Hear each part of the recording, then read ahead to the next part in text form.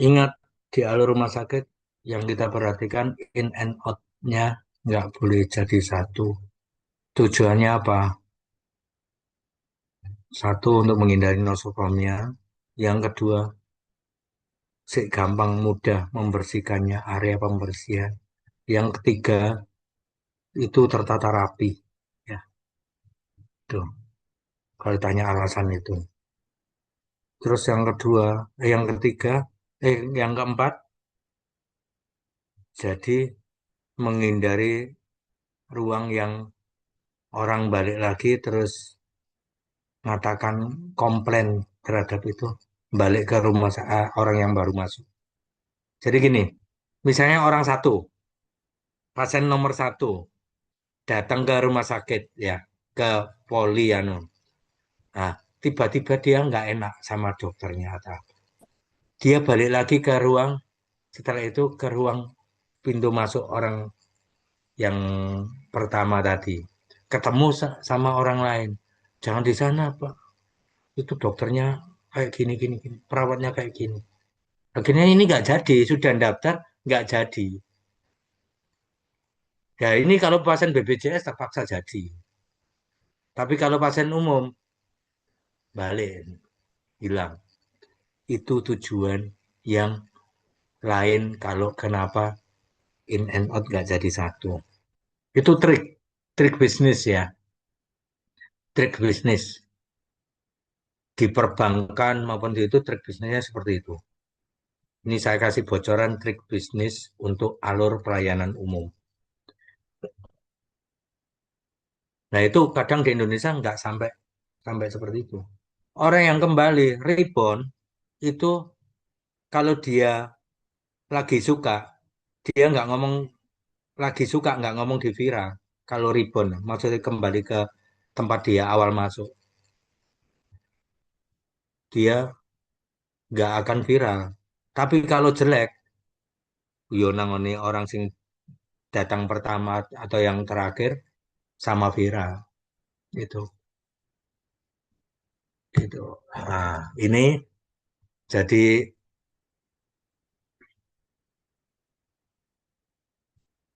standar imunisasi rumah sakit itu. Ini kenapa sebelum bangun rumah sakit harus ada studi kelayakan. Sebelum kalian keluar duit, sebelum kalian menentukan kebijakan apa-apa, itu studi kelayakan dulu. Baru sudah fit, baru bangun. Jangan bangun dulu, baru studi kelayakan. Nggak bisa. Itu urutannya. Jadi, ini tak kasih bocoran. Mungkin di standarisasi rumah sakit, mungkin nggak di itu ya. Jadi, definisinya itu menetapkan standar yang dipenuhi untuk menjamin kualitas dan keseragaman. Loh ini kan, kualitas dan keseragaman. Kenapa kok beda-beda rumah sakit ini? Jadi itu. Sebenarnya sudah dipatok standarisasi. Berarti kualitas dan keseragamannya harus sama. Kok kenapa mau masih ada yang muda ambruk ya rumah sakit. Jadi jangan sampai bangun rumah sakit itu bangun dua lantai, lantai ketiganya nanti kalau udah punya uang. Salah ya. Kita membangun itu kalau di atas lantai dua itu harus pondasinya udah disiapkan. Meskipun bangun bangun masih lantai satu. Ya, pondasinya, alur ventilasinya, alur perembesan buangan, harus pembuangan air kotor, itu harus ada. Jadi supaya apa? Kita nggak habis uang banyak setelah itu. Efisiensi, pengurangan biaya, harus dipikirkan semua. Jadi rata-rata orang bayar konsulen yang terbanyak itu di FS-nya. Karena apa? Dia bisa ngiritkan sebelum pajak loh ya. Sebelum ada pajak itu bisa ngiritkan owner. Jadi standarnya wis ngirit memenuhi standar. Oh hebat ini. Nah itu. Nah tujuan standarisasi adalah meningkatkan kualitas layanan. Ya, itu termasuk alurnya itu dari A ke B ke C ke D. Jangan setelah D kembali ke A. Outnya itu nggak akan kembali ke A atau ke C lagi. Kadang sudah ke poli, balik ke farmasi. eh, Farmasinya ditaruh di tempat B, ya, itu nggak boleh. Nanti kecemburuan sosial. Orang itu dipanggil duluan, padahal datangnya duluan saya, gitu ya. Harus dibedakan antrian online sama antrian yang onset ya. Kalau disamakan antrian online sampai onset, itu nggak akan bisa. Nggak bisa, pasti banyak komplain. Coba buktikan di rumah sakit, dokter sekalian ya. Kalau antrian online sama antrian onset dijadikan satu, pasti ada yang komplain. Ngamuk-ngamuk nang dokter, ngamuk-ngamuk nang perawat. Enak dokternya di belakang ya, di perawatnya itu yang di depan kasihan ya. Jadi ini selain meningkatkan kualitas layanan, juga mengurangi risiko dalam konstruksi. Risiko itu dalam 5 tahun ke depannya. Jadi itu. Oke, next. Jadi peran standarisasi dalam kesehatan ya infrastruktur kesehatan, lingkungan aman dan nyaman. Sejak awal loh sudah dibilang gini, infrastruktur sang lingkungan aman dan nyaman. Kenapa sudah jadi rumah sakit kok tetap gak aman? Rumah sakitnya beleduk tok ya, debu semua, gak ada penghalangnya. Terus di pinggir jalan itu, wes sampai perawat-perawatnya sampai dokter itu kunang di pinggir jalan ngarep campur pasien wes. Jadi itu, nanti kok gak bisa disendirikan misalnya orang jualan difasilitasi di dalam rumah sakit, ditaruh tempat yang bagus, rapi, nggak kotor, nggak polusi. Pasien juga terjaga, penghasilan rumah sakit tambah. Jadi seperti itu.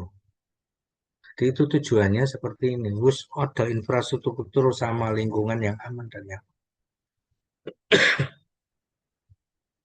Ah, sekarang ada direktur rumah sakit disibukkan dengan kehilangan motor yang diparkir di rumah sakit.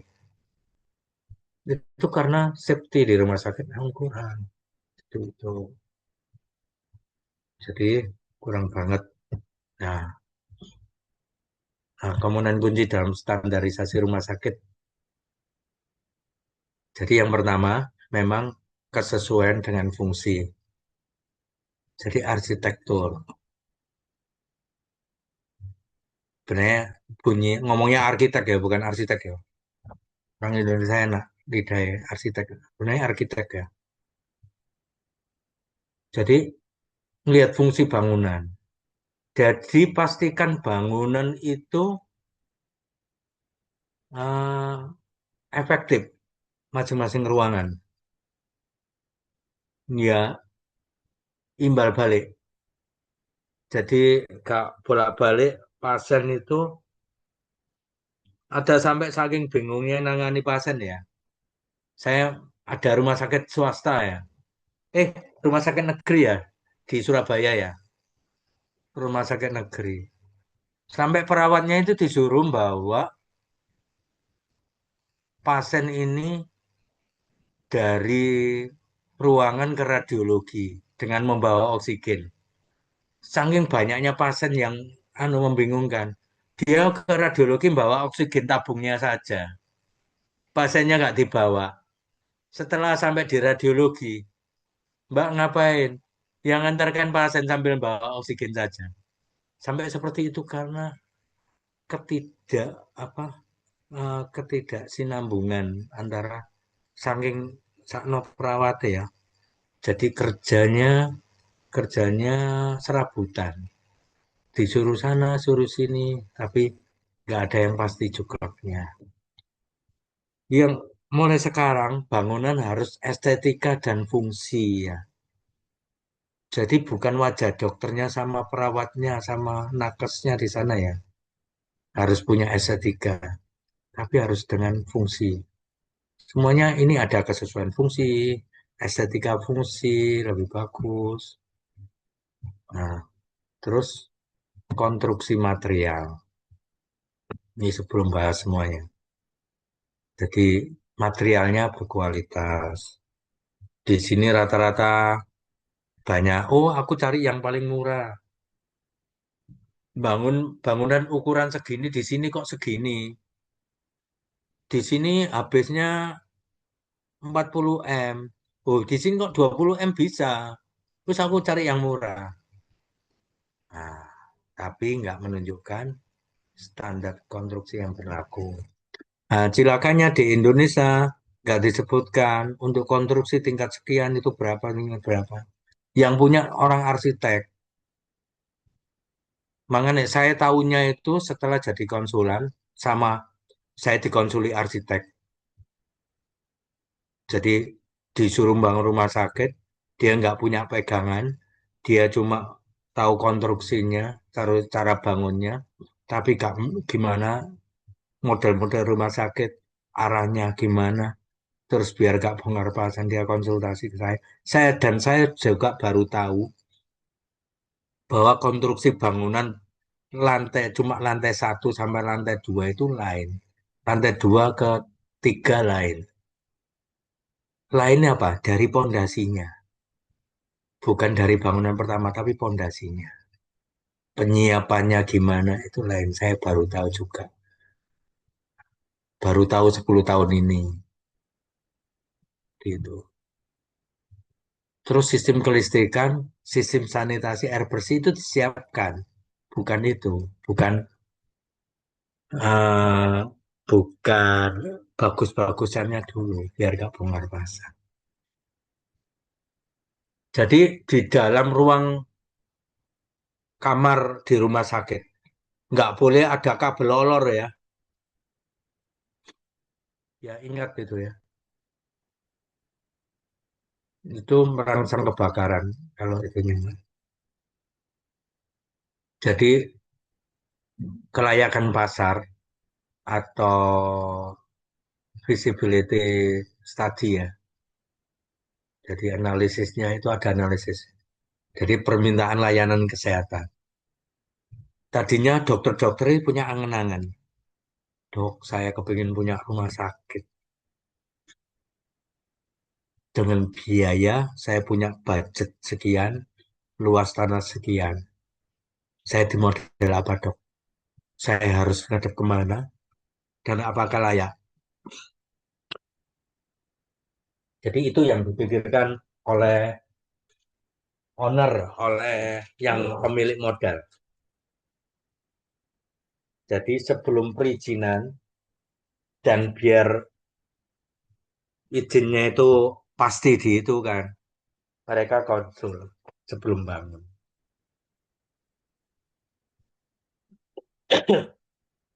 Orang yang berani bayar konsulan itu insya Allah bangunannya akan aman.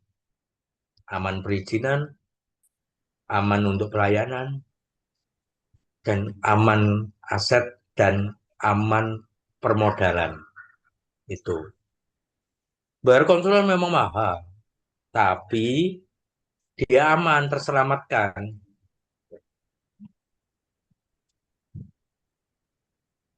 Jadi terselamatkan. Itu tujuannya.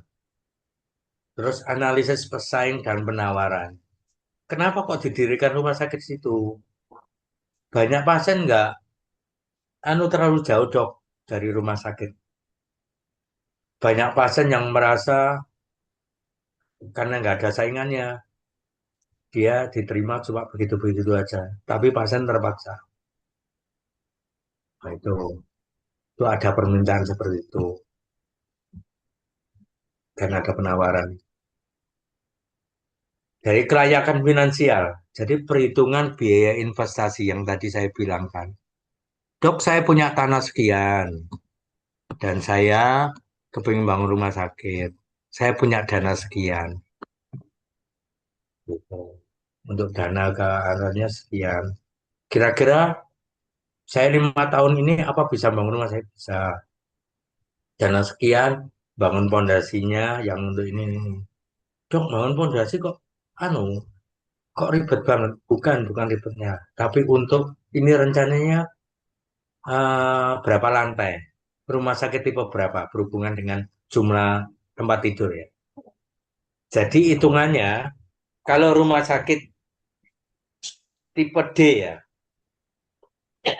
rumah sakit tipe D ya, 100 tipe C ya, 100 pasien. 100 pasien tinggal nanti nambahi eh, untuk 100 bed tempat tidur ya. Kita nambahi luasan itu sama dengan minimal 3 kali lipat luasan bangunan untuk untuk 100 TT. Jadi 3 bangunan itu ada untuk ruang kantor, ruang TT, sama ruang OK sama mereka. Minimal 3 kali luasnya. Syukur-syukur bisa 5 kali.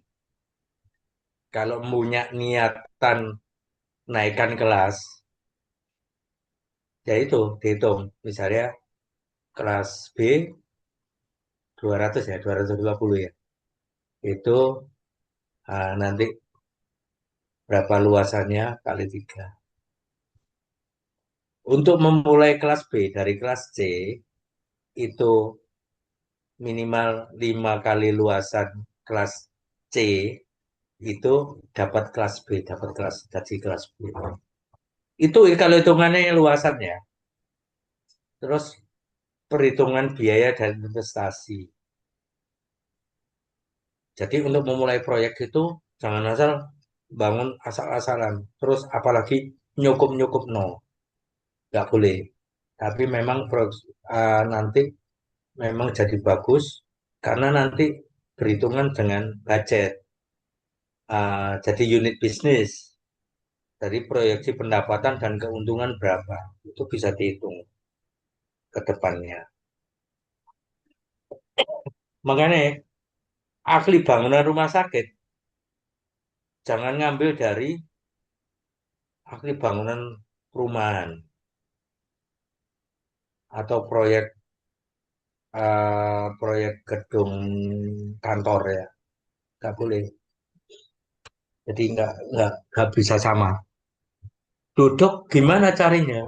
Carinya yaitu menggait konsultasi konsultan rumah sakit atau eh, arsitek yang punya konsulan rumah sakit, yang punya bendera konsulan rumah sakit. Kalau arsitek yang nggak punya konsulen rumah sakit, ya jangan berani pakai itu. Nanti dihitungannya seperti bata ringan. Dia harus punya slope, ah, terhitung luasnya 12, minimal 12, maksimal 12 meter. Itu harus ada kotaan slope.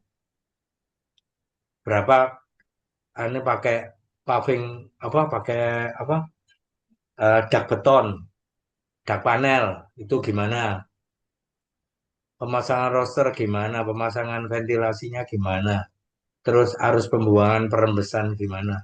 Itu semua ahli bangunan dari arsitek itu konsul ke kita, ke ahli perumah kita. Jadi kalau dia tanpa itu, dia bangun seperti layaknya bangun gedung. Ya biasanya saya gini dok, saya bangunnya seperti ini. Ini sudah kuat, sudah. Dia mikir kekuatan, tapi ke fungsinya nggak ada.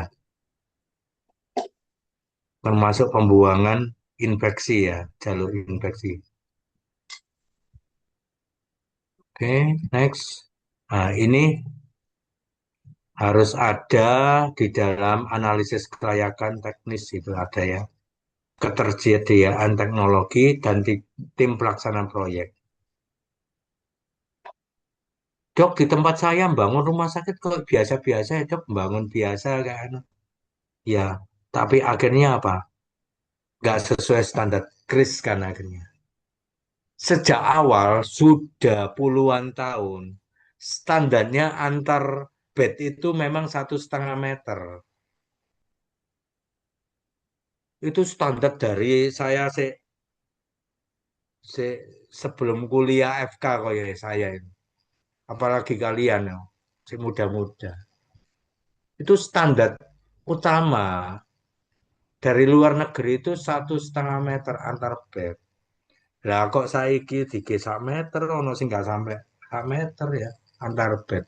Hanya mencukupi kebutuhan BPJS biar terpenuhi 100 bed. Kena kris, saya kemarin dari Kemenkes periksa ke rumah sakit yang sesuai dengan standar kris cuma satu ruangan. Ada yang dua ruangan di rumah sakit. Loh, kok gak semua ruangan? Belum dok, nanti kita tipe B jadi tipe C jadi tipe D. Loh, kenapa? Karena tempat tidur kita jadi sedikit dok dengan bangunan luasan segini. Masuk akal memang. Kenapa dari dulu?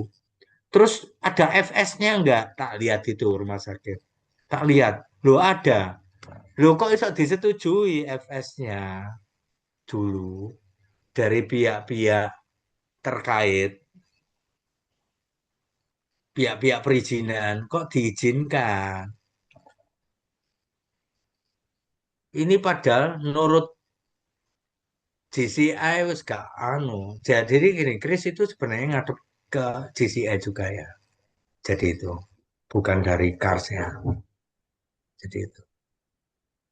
Jadi kalau saya anu eh, ngoreksi akreditasi GCI internasional, debu pun nggak boleh anu. Ya debu hanya berapa persen. Terus di yang namanya Green Hospital, di situ ada deteksi polusi di halaman. Di ruangan penunggu di poli, di ruangan kamar itu ada deteksi polusi. Jadi berapa kadaran di luaran yang bolehkan polusi CO2 maupun itu. Nah, itu pengaturan tanaman juga diatur. Mana yang pohon tinggi, yang pohon itu. Terus kalau bisa parkiran nggak boleh di depan rumah sakit. Kalau bisa parkiran itu di belakang. Jadi wajah rumah sakit terlihat. Pertama. Yang kedua, estetika rumah sakit terlihat. Jangan rumah sakit depannya dikasih bangunan menjulang tinggi untuk parkiran ya. Kayak parkir nang pabrik ya. Jadi estetika nggak ada pertama. Yang kedua, kalau parkiran di depan, jelas nggak ada Green Hospital. Jadi kalau parkiran di belakang atau samping rumah sakit semua, itu Green Hospital bisa. Saya pernah dikonsulin tentang Green Hospital pada beberapa rumah sakit. Oh nggak bisa, karena parkirannya di depan. Kecuali kendaraan yang parkir dicat hijau semua. Green Hospital itu. Jadi itu. Tapi ya benar ya Green Hospital. Yang di depan nih Gojek semua, hijau-hijau semua. Green Hospital. Ada yang ngomong Orange Hospital ya. Jadi itu, tapi salah. Dari namanya Green Hospital, syaratnya memang gitu. Jadi, oh dokter Heru kriteria terlalu muluk. Enggak. Saya kepingin rumah sakit di Indonesia sama dengan rumah sakit yang saya datangi di luar. Saya kepingin seperti itu. Kadang di Indonesia sudah bagus-bagus ya rumah sakitnya. Rumah sakit standar internasional. Begitu 2 tahun, saya lihat, aduh, udah bagian cleaning service sudah diganti. Dulunya sewa outsourcing yang vendor, sekarang tukang anu cleaning service biaya sendiri. Tapi ya itu, kok nggak bisa bersih? Eman, sayang. Terus pengecatan bangunan rumah sakit, nggak bisa maintenance. Sudah dicat segitu, ya udah selamanya segitu aja. nggak dicat kecuali kalau dindingnya mulai ambruk. Kan dindingnya ada yang dikasih ya, dikasih panel kayu ya. Ini ada rumah sakit. Bagus. Setelah berapa tahun panel kayunya nekuk-nekuk semua. Karena dia nggak maintenance suhu di ruangan itu, ventilasi di ruangan itu, sehingga banyak kelembapan. Sehingga sama keluarga pasien diudik-udik gini, kayunya yang melentung-melentung tadi. Jebol semua. Akhirnya pasien sudah melihat ada jadi pasien jarang ke situ. Ada beberapa lantai yang diliburkan supaya ngirit listrik, ngirit karyawan, pengurangan karyawan. Itu salah. Kenapa nggak dipikirkan sebelumnya? Jadi dalam konsul nanti dengan tim pelaksana proyek, kalian semua dokter yang mau bangun rumah sakit harus hati-hati. Jadi ngelihat kompetensinya dalam anggota tim itu gimana tanggung jawabnya. Terus rekam jejaknya gimana, pernah ngerjakan di mana aja, Pak. Itu yang utama. Rata-rata di gak usah jauh di Surabaya, Sidoarjo lah. Sini. Tukang bangunan biasa yang dicomot ya, nggak punya spek.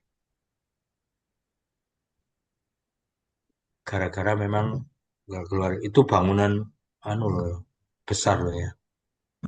Dan jangan lupa kita harus mematuhi kebijakan pemerintah yang terkait peraturan fasilitas kesehatan, insentif untuk proyek kesehatan, insentif ya.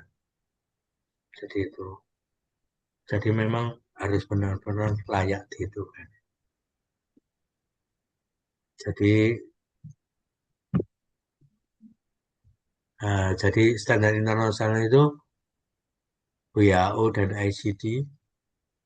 Kalau ISO dalam kesehatannya, jadi itu mengenai penyakit ya, WHO, ICD, mengenai standar operasional prosedur menurut ISO ya. Kalau menurut segi pelayanan DCI ya, akreditasi. Jadi di sini masing-masing rumah sakit harus punya dewan pengawas ya, untuk audit evaluasi fungsi tanggung jawab. Biar nggak asal jalan golek badi kayak orang dodolan Lombok.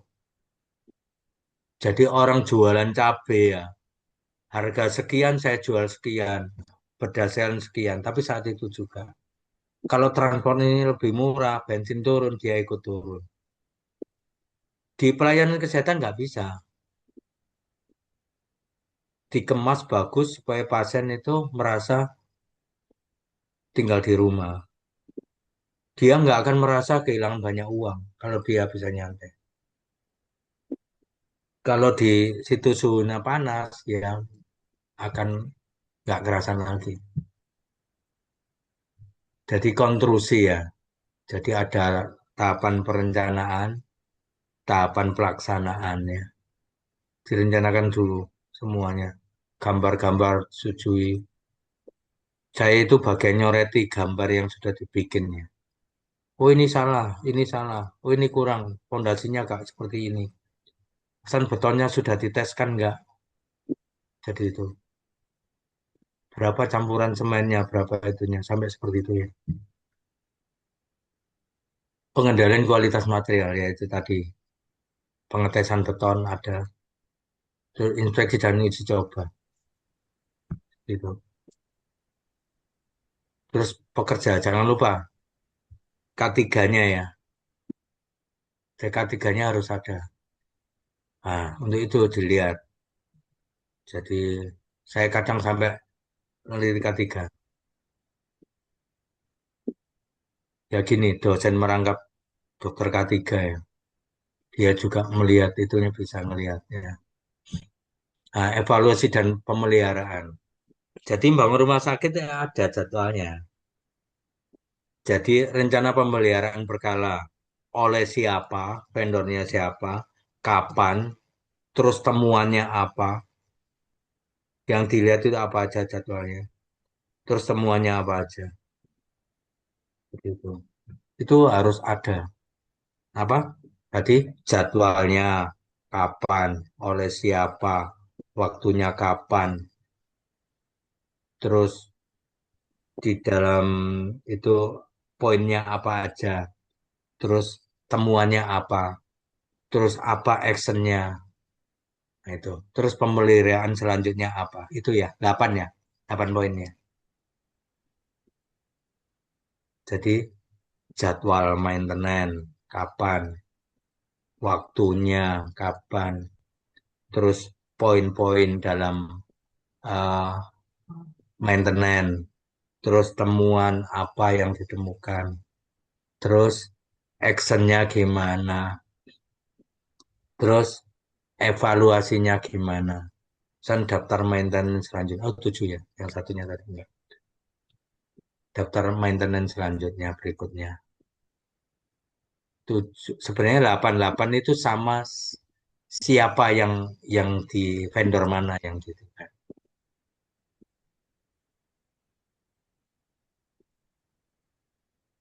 Penanganan darurat dan krisis. Jadi yang diutamakan dalam bangunan pertama exit strategis. Jadi kalau misalnya ada emergensi, ruang keluarnya yang tercepat yang mana, titik kumpulnya yang mana, itu harus dipikirkan. Mana yang harus dijebol, ya. Jadi harus tahu semua. Untuk bangunan panjang 15 meter, itu minimal ada pintunya lagi yang tempat untuk darurat.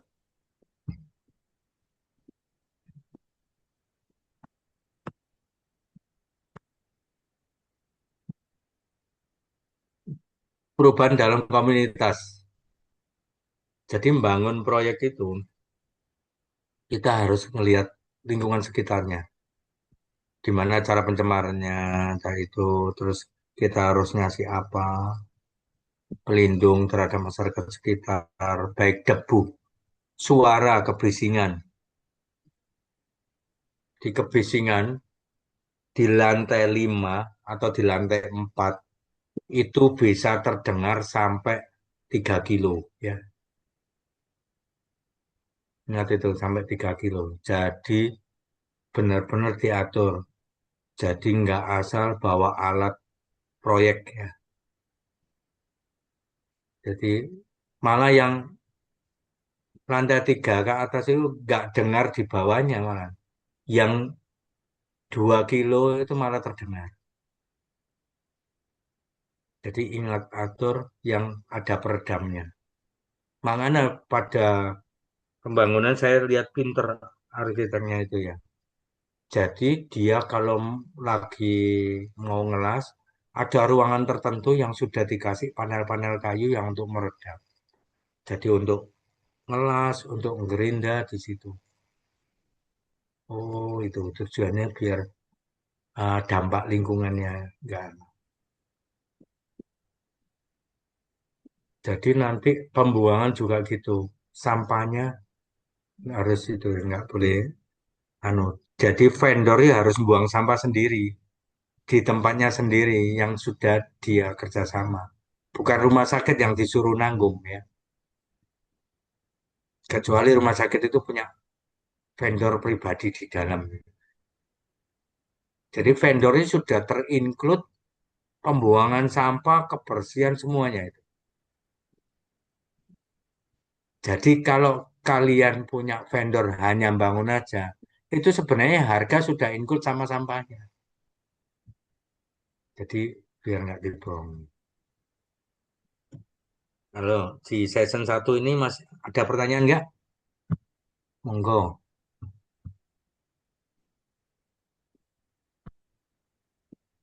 Nanti habis itu lebih dalam lagi. Nah, yang berkeinginan bangun rumah sakit, Dokter Alfian. Iya dok, Dari mana Dokter Alfian ini? saya dari Rumah Sakit Ali Irsad dokter. Alirsat, ya. Heeh. Sebagai apa di sana, Dok? Saya komite Direktur? medis, dokter. Oh, komite medis. Ketuanya ini. Gitu. Ah, ini. Lah, kalau mau bangun rumah sakit harus izin ketua komite medis. Kebetulan Soalnya nanti lagi mau pembangunan perluasan, dok. perluasan ini Al Irsyad ya? Al Irsyad ya? Gitu. Gitu. Jadi Al segi Irsyad itu yang bangun jembatan di tengah jalan ya? betul, dok. Biar nggak Oh, kalah sama Galaxy Mall, dok. oh iya benar. Tapi ya itu, saya sering makan sate di bawahnya itu. Oh, gitu, dokter. Oh. Nah itu selama Galaxy Mall ya, bawahnya nggak ada orang jual sate. Jadi itu, jadi ya gimana? Di sana memang kehidupan orang memang cari rezeki ya. Ah. Tapi ya harus digunakan sepenuhnya jembatan bridge-nya itu. Jadi itu apa memang ini tanya jujur ya? Apa bridge-nya itu memang digunakan lalu lalang pasien apa enggak dok? Betul, dok. Jadi dari Betul. gedung lama ke gedung baru, dok. Karena yang gedung baru itu tempat OK di situ, dok. OK ICU. Hmm. Sedangkan gedung lama untuk rawat inap BPJS, dok. Jadi misalnya pasien dari IGD, dari ruangan mau ke ICU, ke OK lewat jembatan, dok. Hmm. Nah, Dokter Alfian, itu di sana maksimal berapa kali per hari harus boleh dilewati? Ada nggak anu SOP-nya? Nah, itu saya nggak tahu, dok. Kayak kalau lihat dari bentukannya nggak ada hitungan kayak jembatan penyeberangan itu kan kelihatan ya, dok ya. Di situ sih kayak nggak ada sensornya, dok. Jadi, Itu harus ada, nah itu sudah nyaut komite mediknya. Seharusnya ada counternya. Jadi gitu. di sana ada berapa counter wirawirinya.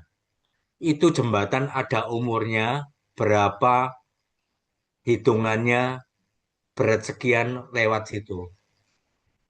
Jadi harus ada hitungannya per hari nanti dihitung. Nah, itu membuktikan di bangunan ini tanpa konsulan yang itu. Jadi memang konsulen ini kan yang bangun bukan dokter Alfian kan? Oh, boten, dok. Jadi itu eh, mungkin sih waktu itu direkturnya dokter Bakarman ya, siapa ya? Ya. Iya, Nah, sebelumnya dokter Bakarman, dok. sekarang dokter siapa ya? Sekarang dokter Badrus, dok. Dokter Badrus. Eh, Oh, dokter Badrus ya. Oh, iya. Bagus. Segi pelayanan beliau menata bagus semuanya. Nah, jenengan komite itu meliputi semua. Yang direktur nggak bisa ngatasi, komite medik pasti diwaduli. Mengatasi dokter-dokter sing ada dokter yang kepinginnya maunya sendiri, ada dokter yang memang memang untuk rumah sakit, itu dokter Alfian. Jadi itu, nah, itu yang menjembatani komite medik, termasuk terhadap keluhan dari marketing. Ada anu sekian, itu sekian gitu. Apa dari nanti Dokter Alfian itu tugasnya agak luwih enteng, luwih berat itu komite medik. Selain komite medik apa dok? saya sebagai klinisi aja, dok. Ini sih. ah. Tapi wis anu SPDV ki nang klinike anu di sana anu ya. Wis iku ya. Segi Oke. kecantikannya wapi iki. Dokter Alfian ini. Nah, dokter ngelihat dokter ganteng nah, gini. Nah, itu anu aset. Memang aset rumah sakit. Jadi memang dokter sama perawat itu nggak boleh merengut, Kak. Ini dokter Alfian nanti usulkan harus ada penghitungan konter Baik, dok. daripada ada kejadian yang nggak diinginkan. Terus ada SOP-nya maksimal berapa yang bisa melalui sini, maksimal berat per hari, maksimal nanti berapa kali lewatan itu harus ada. Baik, dok. Di bandara ada semua itu. Jembatan di Canggih itu saya melihat berapa titik. Jadi berapa titik infrared yang itu dipasang, saya tahu. Jadi itu titik infrared. Kalau ada kecurigaan, dipindah gate-nya. Kecurigaan misalnya ada apa teroris gitu ya. Itu kan di Canggih setiap jam kan berbeda gate-nya. Gate 14 tadinya di sebelah timur, tiba-tiba gate 14 sebelah barat.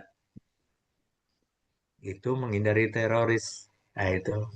Di sini gate 14 ya selamanya di sini. Gate 14, gate 13 ya tetap tempatnya. Cuma orangnya sekarang dipindah ke gate berapa. Kenapa kok nama gate-nya tetap di Canggih ya, tapi lokasinya beda-beda? Karena tidak mudah dideteksi sama teroris. Jadi teroris, oh pasang bom ya di gate 14 ya. Pasang bom nang kono, tiba no, gate 14 wis pindah. Digitalnya wis pindah, 14 di lorong sebelah sana. Jadi gini, yang kosong meledak, nggak bisa itu. Itu tujuannya pembinaan gate dalam setiap jam ya.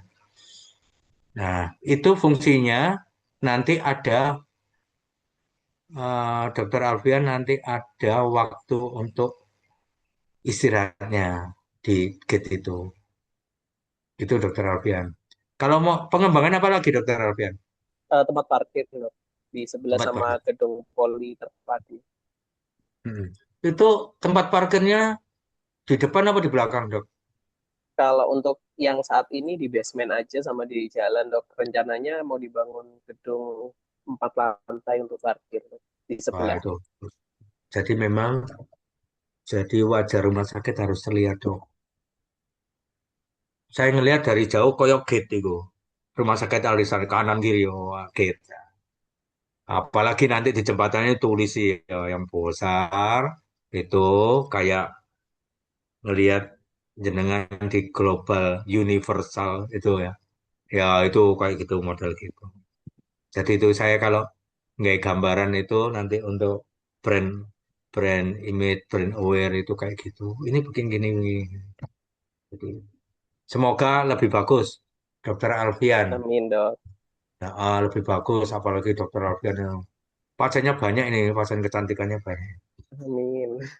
Ya, alhamdulillah. Betul dok. Sekarang ya, Dokter Dita, Dokter Dita dari rumah sakit mana, Dok? Hmm. Ya, dok. Halo. Ya, Ya, dari saya rumah juga, sakit mana, Dokter? saya nggak kerja di rumah sakit, dok. Di mana, Dok? Saya di ini, apa namanya, Badan Pendapatan Daerah. Dinas Pendapatan Daerah. Iya. Oh, hebat ini. Oh, anu dari ASN ya, ASN, Dok ya. Saya masih P3K, dok. Oh, tapi dokter. Bukan, saya memang apa lulus S1 itu kesehatan masyarakat. Ah, Jadi kalau misalnya ada pindah-pindahan atau ke instansi lain, saya minta ke Dinkes gitu. Biar ah, satu apa ya, linear sama S1-nya gitu ya, dok. hmm, oke. Berarti di Dinas Pendapatan Daerah. Oke, nanti saya waktu jadi pengawas. Ya. Ya, saya waktu jadi pengawas rumah sakit didinaskan dari kabupaten ya. Itu anggota saya itu ada dari Dinas Pendapatan, ada Ya. dari DPR, ada yang dari Dinas Perizinan, ada yang dari rumah sakit sendiri. Itu dong. Jadi jenengan nggak salah milih ini. Nanti biar tahu kalau misalnya jadi pengawas ya jenengan, jadi Ya. pengawas, loh saya tahu kriteria bangun rumah sakit itu bukan seperti ini. Jadi ini menambah wawasan. Jadi menambah wawasan yang ke depan yang sesuai dengan misalnya job desk yang di situ. Jangan dipikir semua orang, wong kemarin aja, insinyur aja, dok saya kayaknya harus masuk Mars dok. Kenapa Pak? Dia insinyur teknik kimia, kepingin masuk Mars. Jadi itu. Karena apa? Saya soalnya ngelihat di dalam Mars itu pendidikannya yang saya lihat Kalau misalnya spesifik, dia kan teknik kimia ya, teknik. Jadi misalnya saya kerja di tambang, anu, saya harus memperhatikan memang bangunan di sana memang memenuhi, soalnya standar yang paling bagus memang standar bangunan rumah sakit. Dari segi kekuatan, estetika, ventilasi, sama pembuangan limbah. Jadi semua bangunan kalau kepingin mencontoh yang lebih bagus, memang harus melihat standar rumah sakit. Nah, gimana rumah sakit nggak boleh ada kuman? Kalau kantor nggak ada kuman, hebat juga kan? Jadi itu, Ya, nah, Dok. jadi bayangkan seperti itu. Ya apa-apa dok, semangat. Jadi tetap ada fungsinya. Ya, terima kasih. Mm-mm. Nggih. Ini terus ada yang tanya lagi siapa? Ayo. Dokter Heru izin tanya dok. Iya, siap, monggo. Edwin, Dok. Pak Edwin. Iya. Dok. Pak Edwin di itu ya? Iya. Di apa? Di petrokimia ya? Iya, dok, yang di Triorejo dokter berarti. Oh, di Rejo ya. Iya, iya, iya. Gimana Iya. Pak Edwin? Iya. Dokter Heru mungkin ini dok apa khususnya bagaimana strategi pengembangan rumah sakit yang baik, tetapi dasarnya itu mungkin rumah sakit yang bertumbuh dok. Jadi kalau seperti di tempat kami itu kan bangunan di awal kami sudah 15 tahun dok, sudah 15 tahun apa namanya berdiri, tetapi di awal itu dari awalnya sebuah klinik rawat inap, dok. Sebuah klinik rawat inap bertumbuh menjadi rumah sakit kelas D dan terakhir sekitar 2-3 tahun terakhir ini bertumbuh menjadi kelas C, dok. Nah, kalau kami melihat memang ada beberapa hal yang standar-standar yang masih belum sesuai, dok. Tetapi kan apa namanya semakin ke sini kami juga mengevaluasi dan memperbaiki. Cuman kalau kami melihat itu dengan dasar awalnya yang bertumbuh seperti itu jadi agak kesulitan dok untuk pengembangannya dok. Misalkan seperti khususnya pengembangan IGD kami. Jadi pertumbuhan pasien itu kan bisa sampai 20-30% dok saat ini untuk setiap tahunnya, khususnya di IGD. Nah, kami ada keterbatasan tempat dok misalkan di IGD. Sementara kalau dari sisi ruang depan, kanan, kiri, belakang itu sudah mentok dok. Itu yang kami rasakan sehingga apa ada beberapa hal yang jadi perhatian. Nah mungkin apa ada strategi khusus dok mungkin untuk yang pengembangan terkait apa namanya rumah sakit yang mungkin tipenya bertumbuh seperti itu dok. Terima kasih dok. Oke. Ini jenengan pimpinan di branch itu ya? Iya dokter. Di, Harus. di itu ya. Iya Pusatnya dok. siapa dokter siapa? Pusatnya? Kalau kami ada 3 rumah sakit, dok. Jadi 3 rumah sakit dengan owner kami itu di Petro Gramedia itu Dokter Retno Hartini, dok, MKes. Mhm. Kalau perlu pembiayaan apa ke dokter Retno? Iya dok, pasti dok Pasti ke ya. PGM, ke ownernya Nah, dok. Iya. bilang dari Iya. dokter Heru ya, suruh anu, dokter Retno, Siap dokter dok. Heru. Salam dari dokter Heru ya. Jadi untuk Baik anu, dok. nah, kalau nggak gitu nanti itu. Soalnya kita tumbuh bersama dulu di situ sama Oh, dokter. gitu. Dulu dokter Retno sering megang K3-nya. Terus, Betul dok, betul dok. sekarang megang musiknya. Jadi yang lebih di PGM-nya ya. Mm-mm. Betul dok. Iya.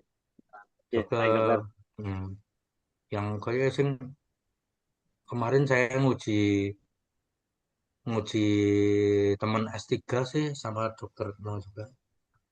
Jadi itu Hmm, uji S3 di UNER kan. iya, Jadi benar betul. eh, nanti untuk kalau mau memperluas, bilang gini, saya sudah ada konsulan, jadi beliau nggak ragu. Soalnya dokter Retno itu berdasarkan data. Ingat, Betul dok, dia betul. itu Iya. nggak mau model mengeluarkan uang kalau nggak berdasarkan data valid. Jadi tunjukkan data valid, misalnya angka pertumbuhan 20% per tahun. Tinggi loh ya, 20% per tahun. Standarnya itu loh, 15% itu tinggi, apalagi 20%. Itu bagus banget. Terus, perluasan UGD Sih tahu UGD-mu luasnya piro sih? Luasnya berapa sih? Perasaan IGD di Petro itu dari dulu di pusatnya sana tak tentukan standarnya sekian. Mosok noni kono Nggih. gak iso sesuai standar sama yang di pusat. Berbeda dok, karena mungkin di awal itu kan pengembangannya dari sebuah klinik rawat inap ya dok ya. Sehingga kalau secara apa namanya, secara luasan dan juga kapasitasnya itu juga berbeda dok di awal. Mungkin baru sedikit berkembang itu terakhir kami mungkin di pertengahan tahun ini menambah sekitar 4 TT itu mohon izin harus sampai merelokasi atau membongkar runway dok. Karena di Hmm. sisi sebelah selatan kami itu sudah mentok dengan runway dan runway kami akhirnya Kita rambe memang apa? kan runway dok runway. Oh, runway. Ya, Runway-nya. Jadi kami ada ah. runway dari lantai 1 ke lantai 3. Hmm. Itu akhirnya kami harus merelokasi atau merenovasi runway kami yang mana memang saat ini kegunaannya kan hampir tidak pernah dipakai dok karena sudah menggunakan lift. Nah, kalau untuk runway-nya tersebut akhirnya yang di yang lantai 2 ke lantai 1 mungkin akhirnya tingkat kemiringannya tanda kutip di angka maksimal standar yang ada dok, gitu, dok. Gak Awalnya soro bisa itu. bisa, jadi memang tapi Gak masih pakai masih sesuai katrol, standar gak dok. pakai katrol. Boten dok, boten dok. Nggih. Jadi di Penang ada karena memang karena ketinggiannya itu kemiringannya anu jadi pakai katrol mesin. Jadi tetap tetap ada yang jaga perawatnya tapi ada katrol mesin. Jadi itu pun itu membantu sekali. Jadi pasien ya nyaman karena itu. Nah, kadang yang hal-hal yang itu pasien itu diberankannya kadang nggak dilengkapi dengan pagar, kadang kayak gitu saya ngelihat. Kok sembrono ya rumah sakit kok nggak itunya apa berankannya untuk transport itu kok nggak dikasih pagar, kok sembrono. Itu kalau kayak saya nayangkan kalau nalangkan kalau status saya nayangkan emergensi luar negeri pencolotan kayak ngono lari-lari kayak gitu kan jatuh pasiennya kalau nggak ada pagarnya. Semua pasien harus berangkat transport harus ada pagarnya pertama. Yang kedua, setiap transport pasien harus ada difiksasi, ada sabuk fixer ya, ada disabui lengan sama daerah pinggang sama kaki. Itu nggak terkecuali. Dok, pasiennya loro tipes. Syaratnya, syaratnya transport kayak gitu. Apalagi kegawatan. Lupa memasang sabuk pengaman itu semua. Ono kegawatan lupa sabuk pengaman.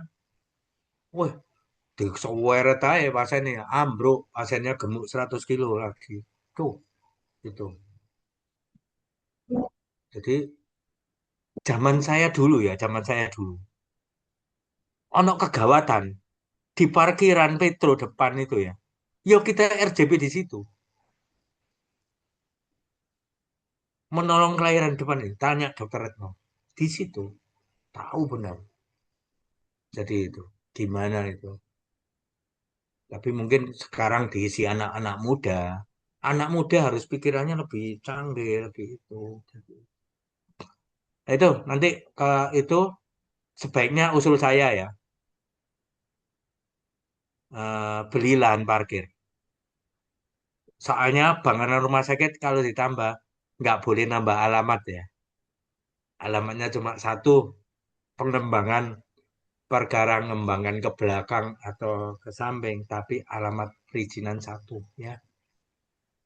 Yang paling mudah adalah memindahkan tempat parkir. Jadi tempat parkir memang gitu. Yang paling mudah. Kalau misalnya lahan tempat terbatas. Terus Iya, dok. memang rata-rata kalau peningkatan status dari klinik nih ke rumah sakit, mereka nggak pakai FS. Asal bangun naik kira-kira gimana. Ngomong arsitek, oh bisa ini dibangun sekian nih sekian. Estetikanya gimana? Ventilasinya gimana? Harus tetap konsultasi itu. Tetap banyak. Jadi itu. Jadi mungkin ada data, anu pasti keluar itu. Saya tahu Iya, Dok. beliaunya berdasarkan data. Ada memang pertumbuhan.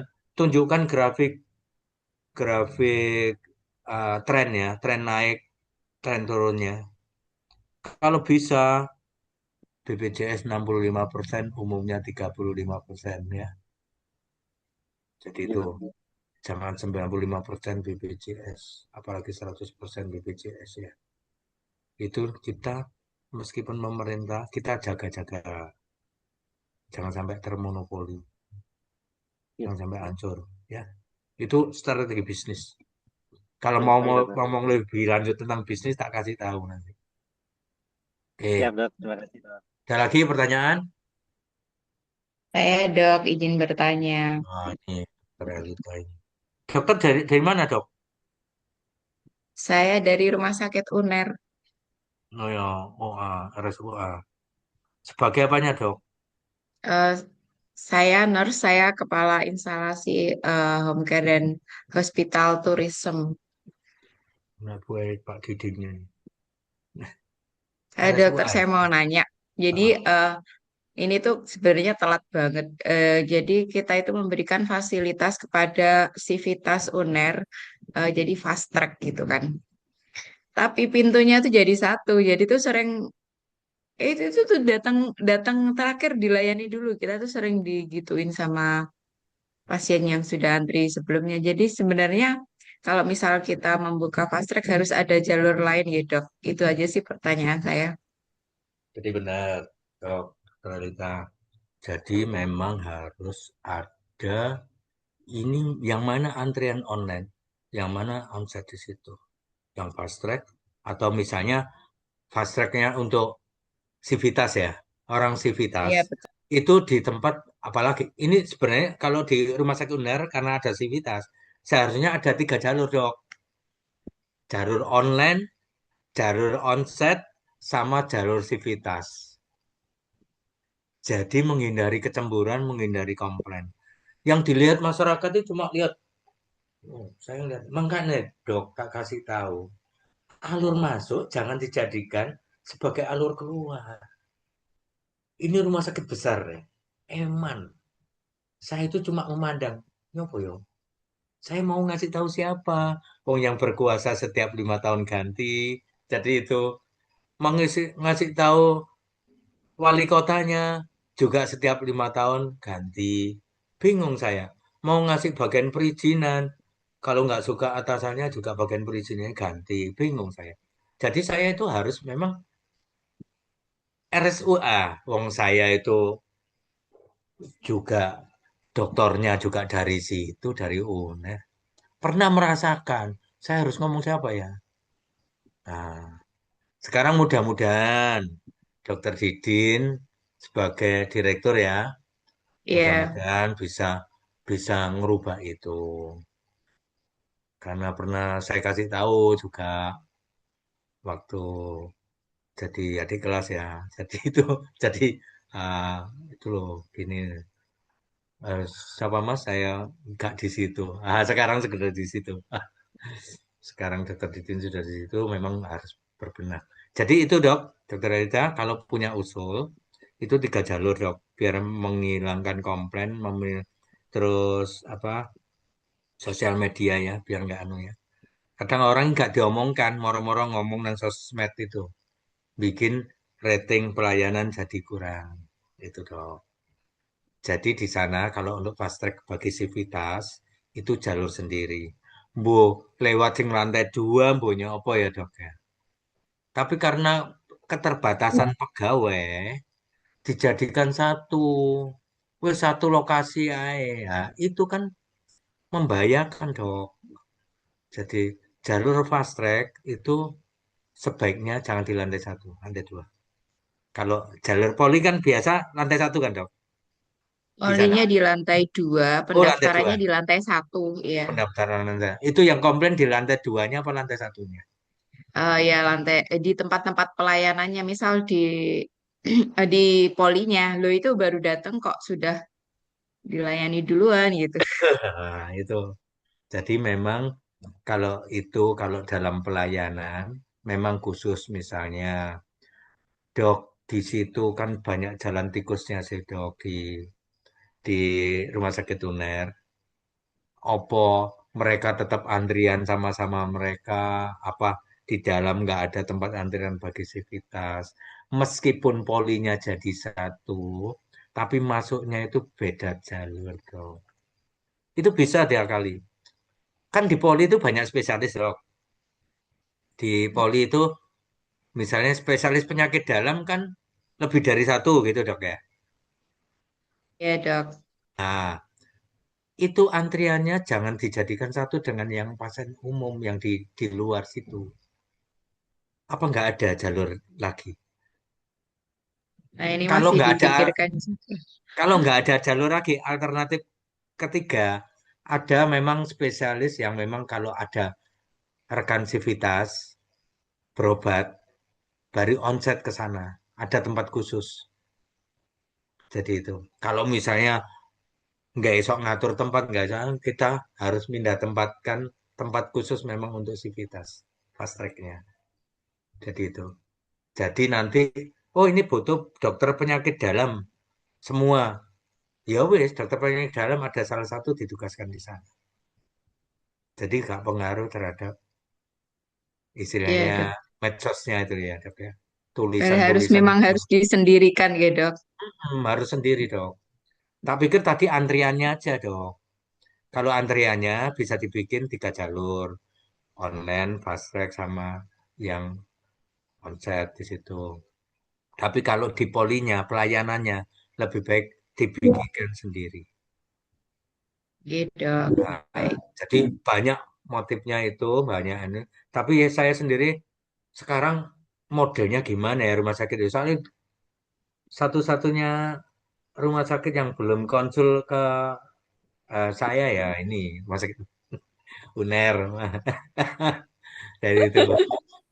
Nah, malah Sutomo sering diskusi-diskusi melalui anunya, ngajak Kalau diskusi di saya. rumah sakit UNER kan dewas, yang dewasnya itu mesti ganti juga 5 tahun sekali dok Heru. Sekarang dewasnya dari mana, Dok? Kalau Pimpinannya. sebelumnya kan dari FKM ada, ya mungkin dosen-dosen FKM itu, yang sekarang banyak dari FK. FK ya. Mm-mm. Karena kedepannya kan mau memindahkan semua PPDS ke rumah sakit UNER dokter. Ini juga Iya. mau jalan pembangunan karena diperluas kita. Jadi fakultas di belakang-belakang itu nanti dipindahkan karena mau diperluas rumah sakitnya. Mm-mm. Jadi ini hanya anu ya, sementara ya. Di belakangnya pas itu ada fakultas apa? Keperawatan ya. Fakultas keperawatan ya sudah dibangunkan gedung di sebelahnya gedung Nano itu nanti pindah ke Ah, sana. iya. Wah, itu nanti mindah lagi. Ah, itu hanya perpindahan tempat, Dok. Tapi untuk ventilasinya, untuk IPA-nya gimana, yang dulunya untuk pendidikan, terus dibangun itu gimana, kelayakannya, itu nggak ada, Dok, yang konsultasi sampai ke telinga saya. Minimal teman saya lah yang dikonsultasinya itu. Jadi harus IPA-nya gimana. Duduk Nun Sewu ya, rumah sakit daerah di Irian ya. Kalau saya ngomong, dek ini dirubah, langsung dirubah, pemerintah daerah gitu.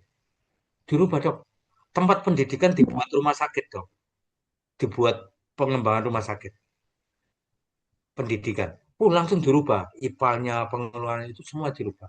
Ngikuti saya.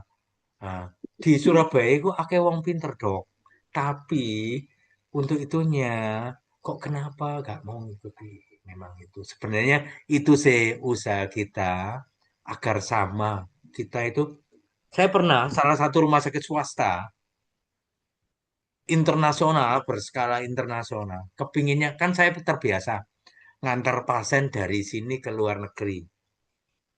Jadi hospital tourism dok. Tapi rumah sakit sini minta saya pasien luar negeri dibawa ke sini. Terus saya tanya, apa yang diunggulkan? Nggak bisa jawab. Sebenarnya yang diunggulkan bukan fasilitas terutama. Kepastian diagnosa, kepastian biaya, dan diagnosa dan komplikasi, kepastian biaya, dan kepastian waktu. Itu tok, dok. Di luar negeri jadi hospital tourism cuma itu. Iya, Dok. Jadi kemarin tuh juga ada cerita, jadi ada pasien dari Pontianak, dia sudah ke Pineng, dia multiple batu ureter, tapi di Pineng nggak bisa dioperasi, tapi diselesaikan di rumah sakit UNER dengan mudah. Akhirnya Hmm. ya udah, mereka seneng ngapain saya ke luar negeri, kalau sebenarnya di sini juga bisa gitu. Mereka Iya, seperti itu. cuma di sini kan nggak ada kepastian biaya, dok. Ya, nah itu Ah, yang harus diperbaiki. rahasianya. Di luar negeri kenapa kepastian biaya? Karena setiap pasien yang masuk di sana semua diasuransikan. Jadi kalau biaya, misalnya, misalnya kelainan apa, multiple batu multiple ya, ureter ya, Iya, iya dok. batu multiple ureter, biayanya pasti sekian. Kalau terjadi komplikasi, yang biayai asuransi dok. Jadi pasien wis gak ngeluarkan biaya lagi, rumah sakit gak ngeluarkan biaya lagi. Jadi di cover asuransi untuk komplikasinya dok. Jadi untuk penyakit ini ya, kalau ada komplikasi yang nanggung asuransi. Kenapa kok jadi kepastian biaya itu? Terus kepastian waktu. Nah, setiap kepastian waktu, tanggal sekian pasti dioperasi, nggak menunda. Jika terjadi penundaan, rumah sakit bayar ke pasien, dok. Kerugian, kayak menunda pelayanan, dok. Membayar, itu pun dengan permohonan maaf. Jadi pasien merasa tenang. Jadi biaya juga sama, mahal, dok. Di sini biayanya murah, dok. Tapi begitu komplikasi, nggak bisa. Apalagi satu orang satu diagnosa per tahun. Gimana dok kalau dalam setahun dia banyak sakitnya? Masa bulan ini tipes, bulan depan nggak boleh tipes? Kayak gitu. Iya Nah, itu. dokter, walaupun asuransi swasta di sini juga terbatas Iya. juga. Di sana asuransinya ada asuransi swasta, tapi dikelola di dalam rumah sakit. Jadi asuransi swasta, tapi dia nyewa dan dia benar-benar cover untuk itunya dok, untuk komplikasinya. Itu ke pasien. Ternyata nggak di situ aja. Di Jerman saya jumpai juga seperti itu. Di Santos gitu. Jadi kenapa Indonesia nggak seperti itu? Di sana saingannya gini. Loh, sana pasien umumnya banyak, rek. Gue gitu ketertinggal. Sini nggak. Lomba-lomba banyak-banyak pasien BPJS. Di sana standarnya pasien umum lebih banyak. Saya bukan menghina yang banyak pasien BPJS. Karena apa? Standar, terus terang standar. Kalau terus-terusan seperti ini, standar gaji nakes kita akan berkurang. Perawatnya nggak seharusnya dapat segitu. Dokternya nggak harus. Jadi itu akan kurang terus. Kalah sama di pabrik dok. Ada yang usahakan apa SPI dok. Lulusan SMA gaji terendah di atas 5 juta dok. Itu di pabrik ya. Di rumah sakit lulusan S1 dok. Nggak bisa. Jadi itu. Jadi itu dok, usul saya seperti itu. Nanti kalau kepingin seperti itu udah masukan bagus. Sebenarnya di Indonesia bisa dok. Ya, Jadi ini dokter bisa apa semua. Surabaya pun juga baru baru namanya baru membuka Surabaya Medical Tourism itu kemarin itu. Jadi beberapa rumah sakit yang mendapatkan SK dari Kemenkes baru dikumpulin. Jadi sebenarnya ya baru mulai gitu dokter. Tapi ya lumayan sih setelah dilihat-lihat orang-orang jadinya nggak ke luar negeri gitulah intinya. Mm. Tapi yang dilihat cuma beberapa dok. Intinya satu dok, kepingin hospital tourism syarat satu, akreditasi JCI. Intinya satu itu. Kalau itu sudah dapat, bukan bukan keputusan Kemenkes ya, gak iso dok. Keputusan Kemenkes itu gak mempengaruhi itu. Jadi bukan bukan sertifikat itu, tapi akreditasi JCI. Begitu JCI muncul, saya kepingin tahu rumah sakit di Indonesia yang JCI itu tak promosikan ke luar negeri dok. Saya bisa. Tapi kalau nggak standar JCI, cuma akreditasi KARS ya. Akreditasi sini seharusnya agak apa sing utama ya, Bu? Unggul dok. Akreditasi unggul ya dok. Yang pertama apa dok? Paripurna ya. Paripurna. Nah, akreditasi paripurna masih seperti itu. Pembuangan limbah tak lihat seperti itu. Jadi saya sering sidak dok ke rumah sakit. Saya sering sidak, termasuk kemarin yang Kris, Kemenkes yang dok, loh, yuk yang Kris kok cuma rumah sakit daerah ini dok, yang besar. Kok cuma satu kamar? Saya itu kebingung ya. Ini gimana ya? Kemen, apa? Kapan Krisnya itu jadi? Kalau Krisnya itu tunggu 5 tahun lagi, apalagi GCI dok. Itu.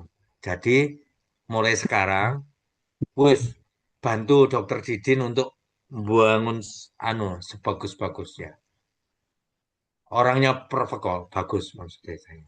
Saya senang. Siap Jadi dok. Ya, insya Allah beliaunya makasih dok.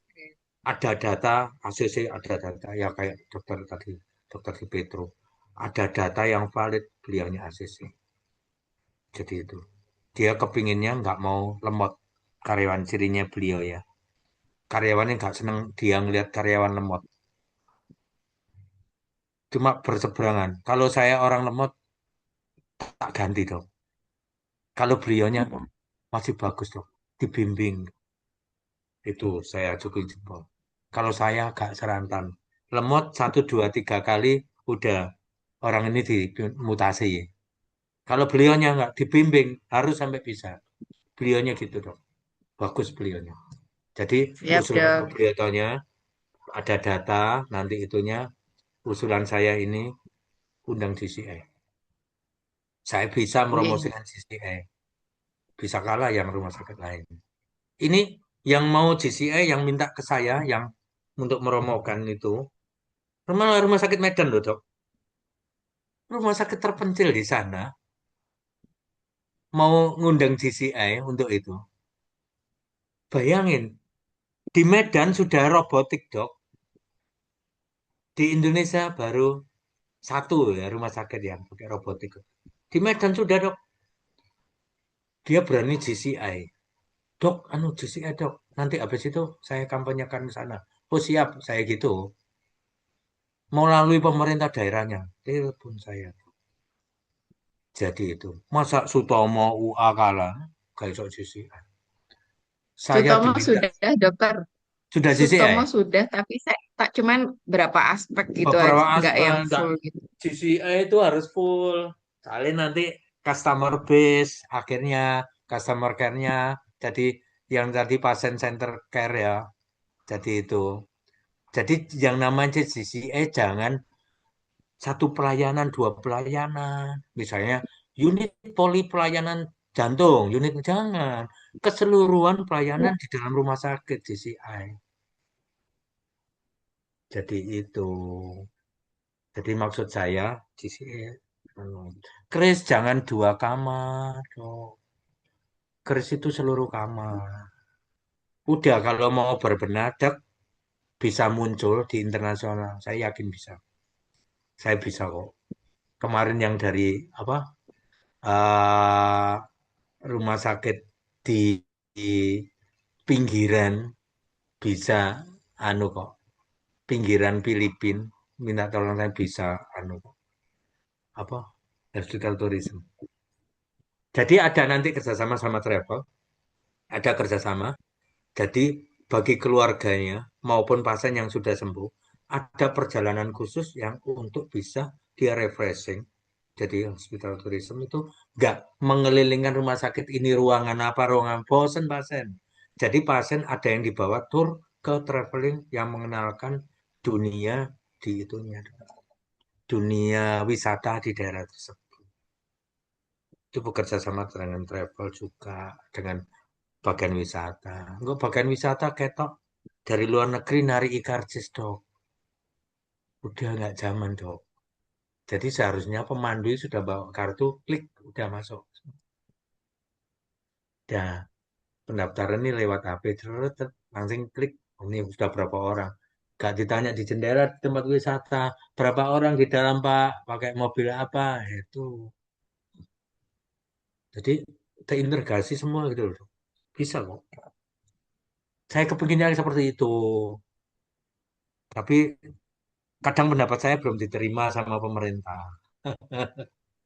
Yang nerima memang Baru dimulai, diterima kalau Dokter Heru ini juga baru mulai. Jadi kita sudah mulai menggandeng travel-travel. Jadi nanti kayak bundling gitu, perawatan sama jalan-jalan ke Bromo, misalnya seperti itu. ya itu bagus. Tapi ingat, yang ketinggian tertentu nggak boleh ya dok. Ada yang ketinggian tertentu yang butuh anu misalnya orang meningitis nggak boleh tekanan yang terlalu tinggi itu nggak boleh diajak ke Bromo. Itu harus ada syarat-syaratnya. Begitu saya Iya, juga Dokter. ngantar. Kalau saya pakai ngantar Singapore Airlines, apa ini pakai pesawat, apa pakai pakai golongan das ya, Airdas atau Airbus biasa atau yang pesawat Singapore Airlines yang tinggi banget kriterianya itu apa di sini ada suasana penurunan tekanan di dalam kabin pesawat itu sampai gitu dok. Saya sebelum mengantar pasien, saya cek ada oksigen nggak di sana cukup nggak untuk keperluan tambahan ada pasien selain penumpang itu. Terus faktor keamanan saya ngeliat juga semua dok. Jadi ada daftar safety di pesawat itu tak lihat semua. Saya ngecek. Baru ini safety untuk kru pesawat sama penumpang. Juga untuk pasien saya ada persediaan oksigen nggak di sana. Itu sampai safety-nya itu saya minta. Jadi yang sering sih di Singapore Airlines sama Garuda yang besar ya dok ya. Bukan yang Citylink bukan, tapi yang Garuda yang besar. Jadi itu saya keamanan selama di pesawat sama itu saya memang harus kadang bawa peralatan sendiri ya untuk itu. Tapi biasanya kalau Singapore Airlines sudah nyediain. Karena saya dulu pernah menentukan kriteria ini di dalam pesawat harus ada ini. Sampai nolong kelahiran, dok, itu ada alatnya. Ada di Singapore Airlines. Saya kepinginnya seperti itu, dok. Jadi travelnya juga nggak agen perjalanan, tapi memang untuk agen safety para pelanggannya. Untuk itu dokter pengantarnya, refer dokter itu harus benar-benar melihat itu. Gak asal nganter pasiennya ditensi. Loh kok gitu? Jadi itu. Nah, dengan ketinggian ini sakit paru-paru apa boleh nggak? Misalnya kalau saya ngantar pakai jet ambulan 211 ya, bukan 212 ya. Jadi 211 dari pusatnya di sana ya, di Bali. Itu saya dokternya dok. Jadi jet ambulan hanya 8 orang ya, tapi sewanya 400 juta ya. Jadi jadi itu harus melihat ketinggian juga itu. Kapan dia ketinggian, dok, saya pilotnya misalnya, dok saya izin ketinggian sekian boleh nggak pasien ini? Itu pasti ada izin. Oke, gimana dok? Nanti nggak apa-apa kalau anu, nggak apa-apa. Sharing-sharing, nggak apa-apa. Kalau misalnya ada yang kurang, nggak apa-apa. Oke, Oke, Dokter Heru, terima kasih. ya, saya kenal baik juga sama dokter Din.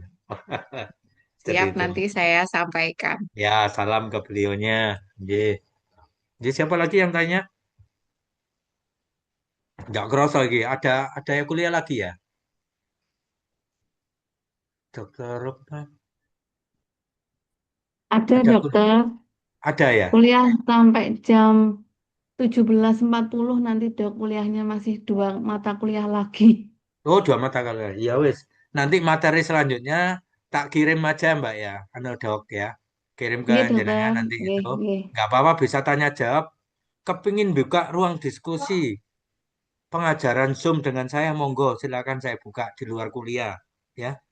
Monggo, saya kasih Nggih, misalnya, dok. dok, ada soalnya yang itu dari kemarin dari UNER sama Ubaya itu ada minta ruang kelas sendiri, minta pengajaran saya sendiri. Jadi itu ada yang sebagian memang bertemu, sebagian lewat Zoom, tapi jadi satu ruangan itu ah, kelas sendiri. Nggak apa-apa, monggo silakan. Nggih, Nggih, dok. mumpung konsultasi ini sih gratis, ya. Nggih, Nggih. monggo. Nggih. Saya kirim ya, teman-teman. Nanti banyak saya kirim ke Dokter Rohman. Nggih. Terima kasih. Nggih. Assalamualaikum.